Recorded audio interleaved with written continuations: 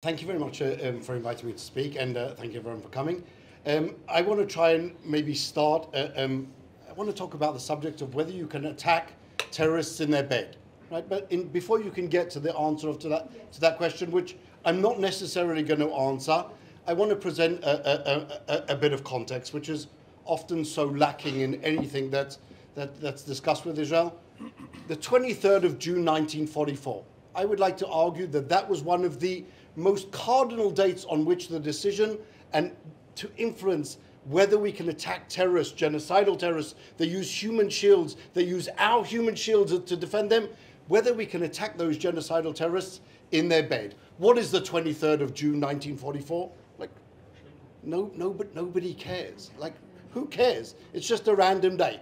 On the 23rd of June 1944, the ICRC, the Red Cross, went to visit Theresienstadt, the Nazi concentration camp, and there they came out with the glowing review of the way that the Nazis were treating the Jews that were locked up there. It became an absolute debacle. It really did. Nothing has changed. In like 85 years, nothing has changed. The same RCRC that did nothing to protect the Jews against the Nazi genocide did nothing in this war to demand any type of responsibility, to demand meeting the hostages. They received medicine that they could have given to the hostages. Nothing went because they have no power.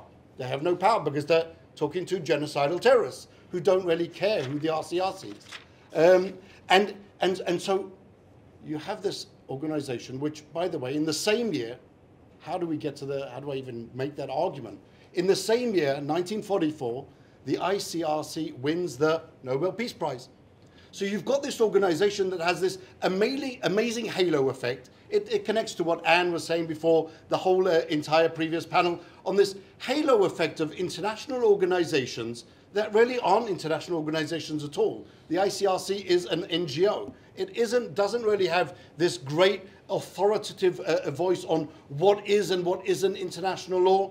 And yet, what's defining the question of whether we can attack a genocidal terrorist in his bed is the ICRC. Move forward 65 years. May 2009. May 2009 is a watershed period for every terrorist in the world. For every terrorist in the world, they were really clapping hands, joyous in their expedition, because in May 2009, the ICRC concluded a series of expert consultations, they call them, in order to come up with the interpretive guidelines for what will be defined as direct participation in hostilities. Now, let's get into this a little bit. What is direct participation in hostilities?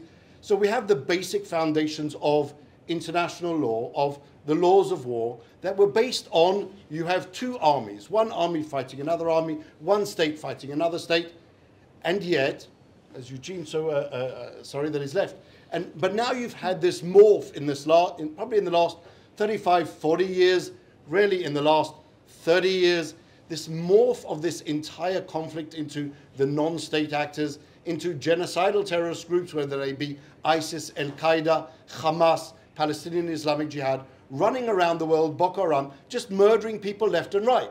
And so, as Eugene argued, the lawyers in the crowd felt, well, you can't have a vacuum. It cannot be that there isn't a law of war that guides what you do with these genocidal terrorists. So along came this idea of direct participation in hostilities. What is that? How do you address a situation within the laws of war where you have civilians who are not meant to participate in the conflict, who actually play an active part in the conflict, where they are the combatants, where they raise themselves up and organize themselves into these terrorist groups, and they go out and murder people? What do you do with these terrorist groups who are, they're not just small little terrorist groups of individual cells that go out and murder people indiscriminately. They are terrorist organizations that control territories. Now they have, on the one hand, a terrorist function. Let's just murder as many people as possible. And on the other hand, they have a governance function. So what do you do with them? To whom do we equate them? Are they interlocked one into the other? Do we distinguish, as we do with national governments and armies, between the fighting forces and the political echelon of the people making, I don't know, the Minister of Health that's in the country that's fighting against us. Can we target those types of people? Yes, because the rules of law don't apply to people who don't. Thank you. At the end, comments. Thank you. And so how do we then deal with all of those situations? And do we need to really fit all of these situations into the different boxes of what is the laws of armed conflict, the laws of war? And so this whole discussion really comes up 2009-11 plus with the operations in Afghanistan, in Iraq. And so how do you then see that? So in the interpretive guide in 2009, the ICRC gives cover to all of the genocidal terrorists. And they come up with these ideas of what is direct participation. They come up with two different ideas, or develop two different ideas more precisely. One is direct participation in hostilities. Who is a civilian who can be defined as a direct participant in hostilities in order to make him a legitimate target? To that, they say there is a temporal limitation. Only the certain amount of time that person is actually involved in the conduct of hostilities. That means you create a revolving door situation where in the morning you're a terrorist, in the evening you're still a terrorist, but you're now a barmaid. For want of a better example.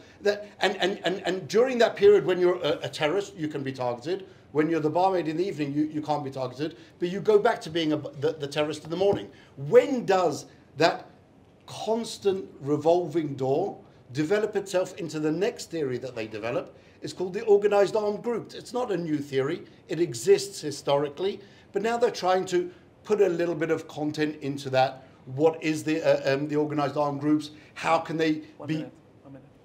1 minute? 2 minutes. How can they be equated one to the other? And their answer is really astonishing. It's everything that we talked about. How do we define the people who are digging the tunnels for Hamas to hold the hostages? Are they momentary combatants? Are they part of the regular organized armed groups? Are they terrorists that can be targeted? Just a hint at the end, if you're a member of an organized armed group, you can almost be targeted at any stage possible. If you're a direct participant in hostilities, which is really the smaller sister of organized armed groups, and you ask yourself, well, how can you ever graduate to an organized armed group if the temporal limitation on direct participation in hostilities is so limiting that you really have to do quite a lot to get into that category? And so where do you find yourself in that whole spectrum? And when you see the examples that the interpretive guide gives as to who are not included, like they give the example of building IEDs, of improvised explosive devices. If you're just producing them and storing them, well, it doesn't have the direct causal effect of being an attack against the other side. So really you're a civilian. The assumption being that you're always a civilian and you can never be targeted then. And so only for those few seconds in which Ahmed is standing next to the rocket launcher and he pushes the button, then you can target him. 2 seconds later, Ahmed's no longer a terrorist and you can no longer target him. And that creates something which is impossible to ever implement on the battlefield. When you don't know how to see what the other side is doing, when you don't have the benefit of the intelligence that armies work with. So it creates a situation in which, for example, Dan mentioned it earlier, the paper I released a few days ago is on OCHA, how OCHA took and really megaphoned around the world the Hamas propaganda statistics of the death tolls in Gaza. They have 1 week where, in that 1 week, from the 29th of March to the 5th of April, 468 people were killed in total. That's the number goes up. Of those 468 people, at least 500 were women, and at least 1,500 were children. And excuse my language, I kid you not, that still appears on their website. It's their official, and you follow those numbers all the way through, and it's just a joke. How do they justify that joke if it wasn't such a poisonous and deathly joke? By the fact that all of these organizations, the UN, the committees of inquiry, have all adopted the guidelines of the ICRC. Now, those guidelines, we have to understand, are not accepted by everyone. The British, the Americans, the Canadians, everyone actually fighting against terrorists rejects those very, very narrow definitions. And we saw it playing out last week. Sana'a, the Americans go and attack the Houthis sleeping in their beds. They clearly do not claim to be limited by the interpretive guides of the ICRC.